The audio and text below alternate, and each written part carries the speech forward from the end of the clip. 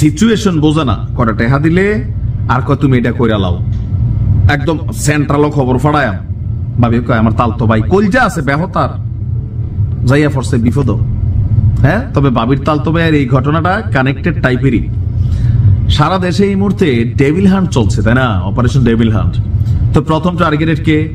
আওয়ামী লীগের নেতা কর্মীরা, বিশেষ করে যাদের নামে বিভিন্ন জায়গায় মামলা টামলা বা বিভিন্ন ভাবে এলাকাতে একটু কলার টলার ও চটচা দিয়ে হাঁটতো বা মানুষের দেখলে থাপড় চটকানা দিত। আবার অনেক ভালো মানুষ কিন্তু এই ডেভিল হান্টে কানেক্ট হইতে পারে।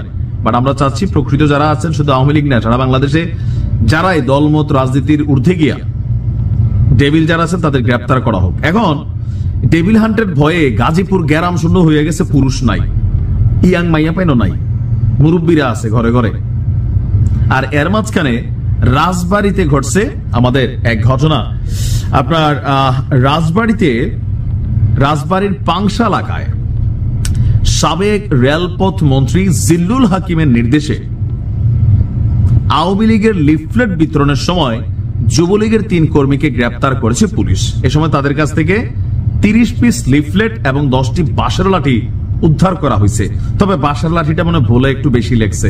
3 জন 10টা বাঁশ লইয়া কি করতেছে? লিফলেট তো ছোট হইতে পারে, এরকম মাঝে মাঝে হয় আর কি। যাই হোক, কিন্তু এই যে 3 জন, একজন মধ্যবয়সী, 2 জন হচ্ছে আমার মনে হয় একজনের বয়স 55-60-এর কাছাকাছি, আরেকজনের 40, আরেকজনের আশাপাশি 25-30। দলের লাগা আত্মত্যাগী কর্মী। কিন্তু মাঝে মাঝে খেয়াল রাখতে হবে যে এই মুহূর্তে আপনি যখন এই কাজটা করতেছেন, যে সারা বাংলাদেশে এই মুহূর্তে টেবিল হান্ট চলছে, আর আপনি সাহস দেখাইয়া উপরের নেতার কথায় লিফলেট বিতরণ করতে যাচ্ছেন, এটা কিন্তু বোকামি। খেয়াল রাখেন। 9 ফেব্রুয়ারি গতকালকে তাদেরকে গ্রেপ্তারের পর আদালতের মাধ্যমে জেলে পাঠানো হয়েছে। তো আমাদের ওসি সাহেব বলছেন যে ঘটনা সত্য, যে ভোর 4:30। এখন বিভিন্ন জায়গায় আওয়ামী লীগ রাতে ঘটনা ঘটে। আমরা আগে দেখতাম বিএনপির জামাত মোটামুটি নাই হয়ে গেছিল, মেটিকুলাসলি তারা তলে তলে খেলছে, কিন্তু বিএনপি রাতে বিরাতে মাঝে মাঝে বাড়িত, অথবা দিনের মধ্যে হঠাৎ করে গলি থেকে বেরোতে, যেমন আওয়ামী লীগ বের হচ্ছে মাস্টার্স লাগাইয়া। এরপরে কি শিক্ষা আছে কোন দলের? নাই। কিন্তু আওয়ামী লীগ অপেক্ষা আছে আরেকবার আইয়ালো একদম ফাড়া ফেলবো, আর বিএনপি চিন্তা করতেছে এখন ফাড়া ফেলবো, যারে ফাই কেউ না ফেলে নিজের দলের পোলাপানে নিজেরা ফাড়াই ফেলবো। ফাড়াইতে হবে, এলাকা আওয়াজ দিতে হবে, ভাই আসছে, ভাই আসসালামু আলাইকুম ভাই, হ্যাঁ কি রে কেমন আছিস, মুখটুক ব্যাখ্যা করে শক্ত করে কথা, সালামটা দিলে আসসালামু আলাইকুম, ওয়ালাইকুম আলাইকুম, এরকম মোটা গলায় কথা রাখলে তো নেতার ভাবে আইয়া না।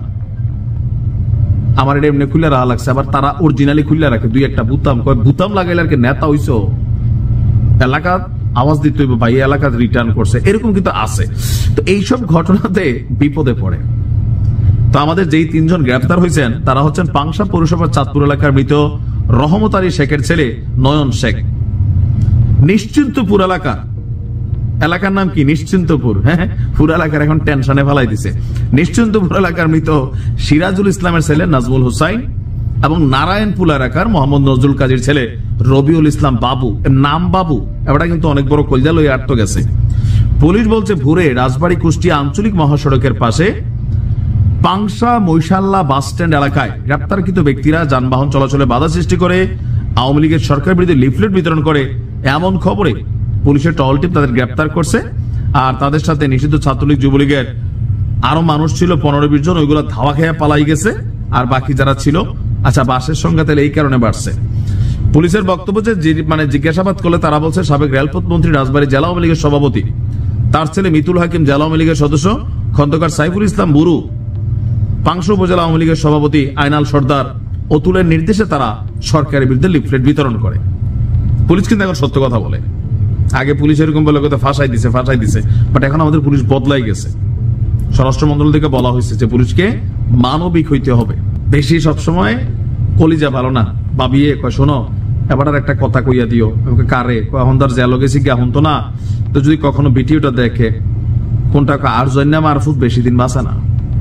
আর জন্য মারফুত বুঝেননি, কুমিল্লার যারা তারা বুঝছেন, না বুঝলে গুগল করেন, গুগল একটু ভাষা শিখেন না।